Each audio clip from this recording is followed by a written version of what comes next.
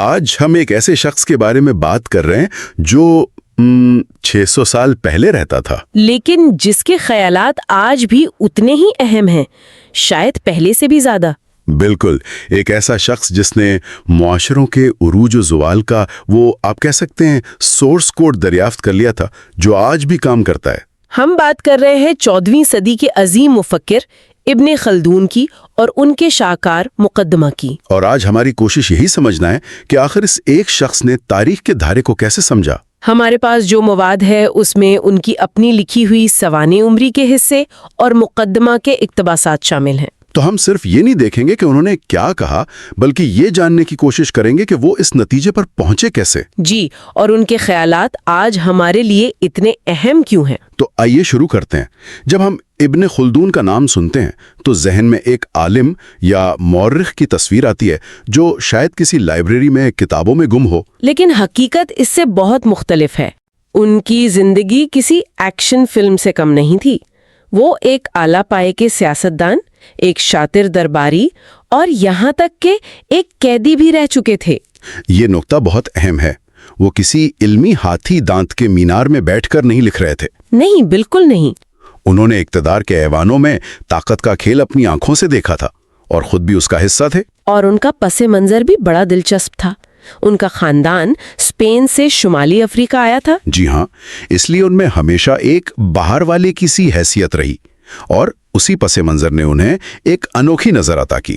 وہ کسی ایک قبیلے یا سلطنت سے اندھی وفاداری نہیں رکھتے تھے۔ اچھا، تو اس سے ان کے تجزیے میں غیر جانبداری پیدا ہوئی؟ بالکل۔ وہ ان گہری سماجی قوتوں کو دیکھ سکے جو شاید دوسروں کو نظر نہیں آتی تھیں۔ اور ان کا کیریئر تو جیسے ایک رولر کوسٹر رائیڈ تھا۔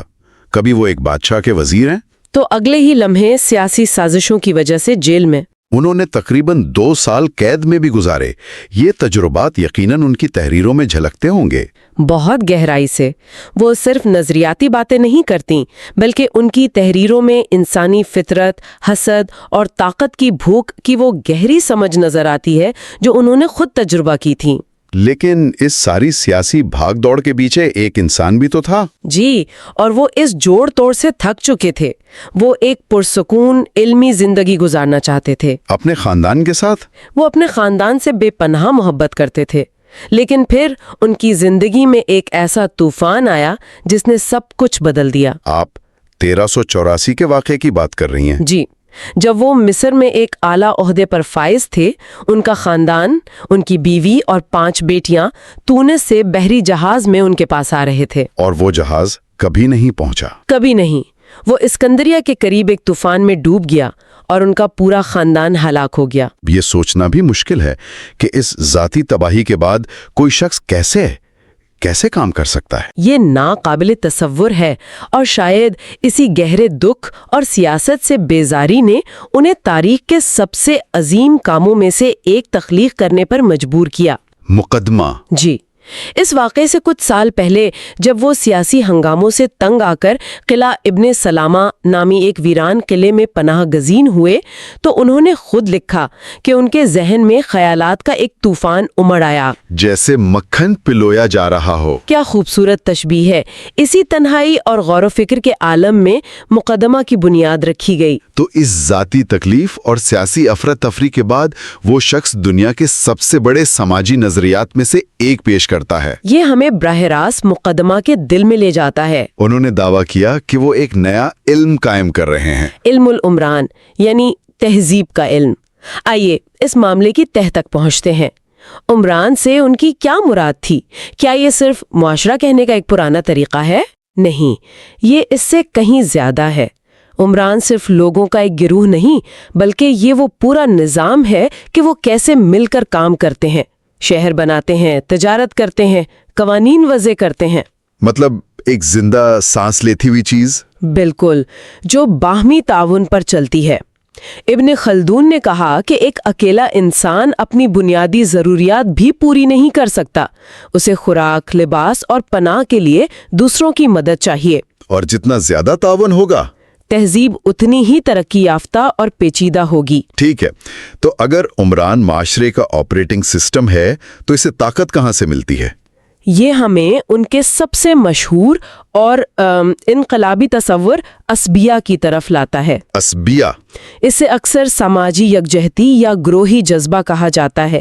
یہ وہی گوند ہے جو سب کو جوڑے رکھتی ہے نا؟ بالکل۔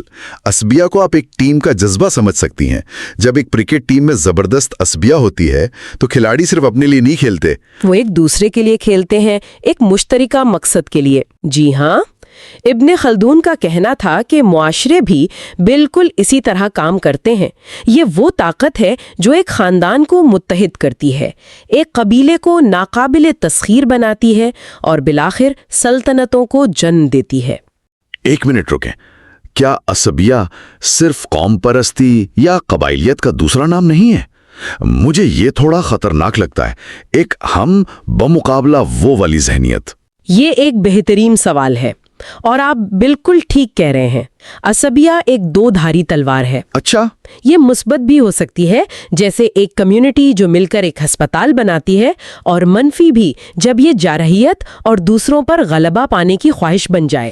تو ابن خلدون اسے اچھا یا برا نہیں دیکھتے تھے؟ نہیں، ان کے لیے یہ ایک سماجی قانون تھا، فطرت کی ایک قوت جیسے کشش ثقل۔ یہ بس موجود ہے اور یہ معاشروں کو بناتی اور توڑتی ہے۔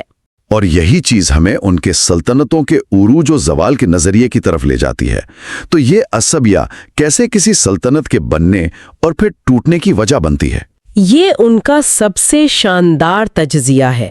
ان کے مطابق ہر خاندان یا سلطنت کی ایک طبعی عمر ہوتی ہے جو عموماً 3 نسلوں یعنی تقریباً 120 سال پر محیط ہوتی ہے۔ 3 نسلیں؟ پہلی نسل جو اکثر صحرا یا سادہ دیہی زندگی سے آتی ہے، ان میں اسبیہ اپنے عروج پر ہوتی ہے۔ وہ سخت جان، متحد اور بہادر ہوتے ہیں، وہ مل کر ایک سلطنت قائم کرتے ہیں۔ پھر آتی ہے دوسری نسل۔ یہ نسل شہروں اور محلوں کی عیش و عشرت میں پلی بڑی ہوتی ہے، لیکن انہیں اپنے باپ دادا کی جدوجہد یاد ہوتی ہے۔ وہ سلطنت کو قائم تو رکھتے ہیں، لیکن ان میں وہ پہلی نسل والی سختی اور اتحاد نہیں رہتا۔ اور پھر آتی ہے تیسری نسل۔ تیسری نسل مکمل طور پر عیش و عشرت میں ڈوبی ہوتی ہے۔ وہ ریاست کے دفاع کے لیے تنخواہ دار فوجیوں پر انحصار کرنے لگتے ہیں۔ اور ان کی اسبیہ ختم ہو چکی ہوتی ہے، وہ اندر سے کھوکھلے ہو چکے ہوتے ہیں۔ یہ بالکل وہی بات ہے جو ہم آج بھی کہتے ہیں کہ پہلی نسل کماتی ہے، دوسری اسے سنبھالتی ہے اور تیسری اسے اڑا دیتی ہے۔ واہ! جب اسبیہ ختم ہو جاتی ہے تو سلطنت کا خاتمہ یقینی ہے۔ یہ تو ایک آفاقی اصول لگتا ہے۔ یہی وہ اچھا لمحہ ہے۔ وہ ہمیں بتا رہے تھے کہ عروج کو کبھی دائمی نہیں سمجھنا چاہیے اور زوال کی وجوہات ہمیشہ اندرونی ہوتی ہیں، عیش پرستی، انفرادیت پسندی اور سماجی یکجہتی کا خاتمہ۔ اور پھر تاریخ خود کو دہراتی ہے۔ جی، کوئی نیا گروہ ایک نئی اور مضبوط اسبیہ کے ساتھ اٹھتا ہے اور ان کی جگہ لے لیتا ہے۔ یہاں سے بات اور بھی دلچسپ ہو جاتی ہے۔ ابن خلدون صرف بڑے نظریات ہی پیش نہیں کر رہے تھے، وہ اپنے وقت سے صدیوں آگے کے ایک فیکٹ چیکر بھی تھے۔ یہ ان کا طریقہ کار تھا، ہے نا؟ جی ہاں، وہ سنی سنائی باتوں کو ویسے ہی دہرانے کے قائل نہیں تھے، بلکہ ان پر سوال اٹھاتے تھے۔ اور یہ چیز انہیں اپنے دور کے تمام مورخین سے الگ کرتی ہے۔ اس کی بہترین مثال بنی اسرائیل کی فوج کی کہانی ہے۔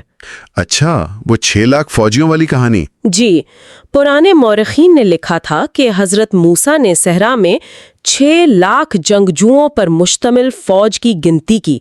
ابن خلدون نے اسے پڑھا اور کہا، یہ ناممکن ہے۔ انہوں نے اسے کیوں مسترد کیا؟ کیا صرف اس لیے کہ یہ تعداد بہت بڑی لگ رہی تھی؟ نہیں، انہوں نے باقاعدہ منطق اور عملی دلائل پیش کیے۔ پہلا، انہوں نے کہا کہ اس وقت کی پوری سلطنت فارس یا روم کی سلطنت بھی اتنی بڑی فوج کھڑی نہیں کر سکتی تھی۔ ٹھیک ہے۔ دوسرا، اور یہ زیادہ دلچسپ ہے، انہوں نے کہا کہ اگر 6 لاکھ فوجی ایک قطار میں کھڑے ہوں تو ایک سرا دوسرے سے کئی میل دور ہوگا۔ ایک کمانڈر ان کو ہدایات کیسے دے گا؟ یہ تو ناممکن ہے۔ بالکل، اتنی بڑی فوج کو حرکت دینا اور لڑائی کے لیے منظم کرنا ہی ناممکن ہے۔ اور تیسرا، اتنی بڑی فوج کے لیے صحرا میں خوراک اور پانی کہاں سے آئے گا؟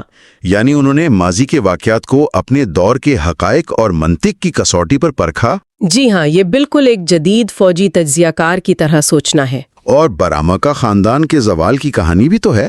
عام طور پر جو کہانی سنائی جاتی ہے وہ تو کسی رومانوی ناول کا پلاٹ لگتی ہے. بالکل. کہانی یہ تھی کہ خلیفہ ہارون الرشید نے اپنی بہن عباسہ کی شادی اپنے وزیر جعفر برمکی سے اس شرط پر کی کہ وہ آپس میں ازدواجی تعلق قائم نہیں کریں گے. لیکن انہوں نے خفیہ طور پر ایسا کیا. جی، اور جب خلیفہ کو پتہ چلا تو اس نے پورے برامکا خاندان کو تباہ کر دیا. یہ ایک سنسنی خیز گپ شپ والی کہانی ہے جو لوگ سننا پسند کرتے ہیں. لیکن ابن خلدون نے اسے قبول نہیں کیا. انہوں نے اس کہانی کو لغویات قرار دیا. انہوں نے کہا کہ اس کی کوئی ٹھوس بنیاد نہیں اور یہ خلیفہ اور اس کے خاندان کی عزت پر حملہ ہے.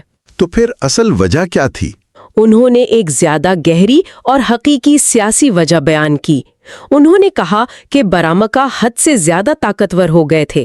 انہوں نے ریاست کے تمام اہم عہدوں، مالیات اور فوج پر قبضہ کر لیا تھا. وہ خلیفہ کی اجازت کے بغیر فیصلے کر رہے تھے. درست.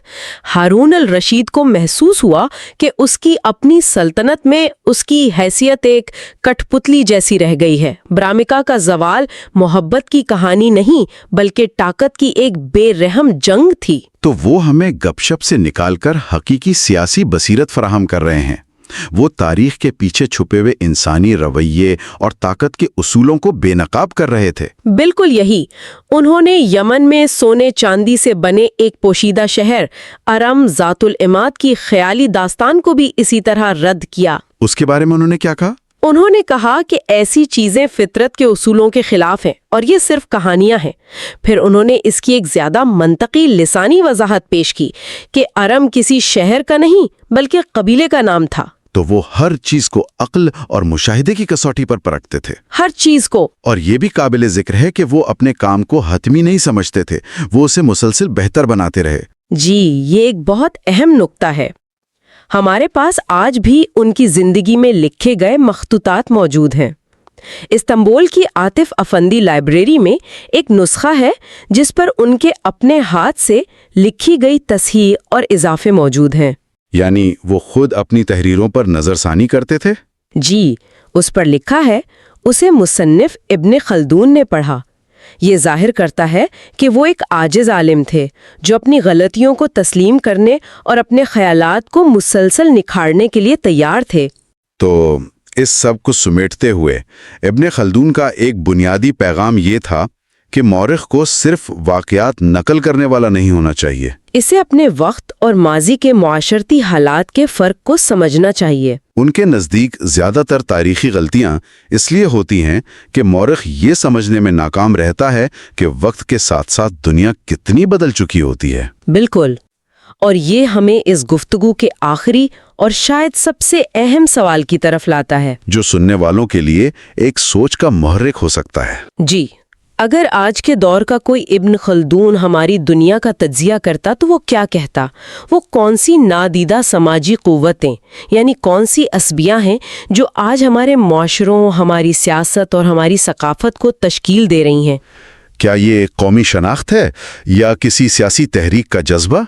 یا شاید سلیکون ویلی کی کسی بڑی ٹیکنالوجی کمپنی کا اندرونی کلچر؟ اور ہم کن تاریخی روایات یا کہانیوں کو بغیر سوچے سمجھے قبول کرتے ہیں جو شاید حالات کی تبدیلی کو نہ سمجھنے کی وجہ سے محض غلط فہمی پر مبنی ہو؟ یہی وہ سوال ہے جو ابن خلدون کے 14ویں صدی کے خیالات کو براہ راست آج کی دنیا سے جوڑتا ہے. یہ ہمیں دعوت دیتا ہے کہ ہم اپنے ارد گرد کی دنیا کو ایک نئی تنقیدی نظر سے دیکھیں اور ان گہری قوتوں کو سمجھنے کی کوشش کریں جو ہمیں نظر نہیں آتی لیکن ہر وقت ہم پر اثر انداز ہو رہی ہیں.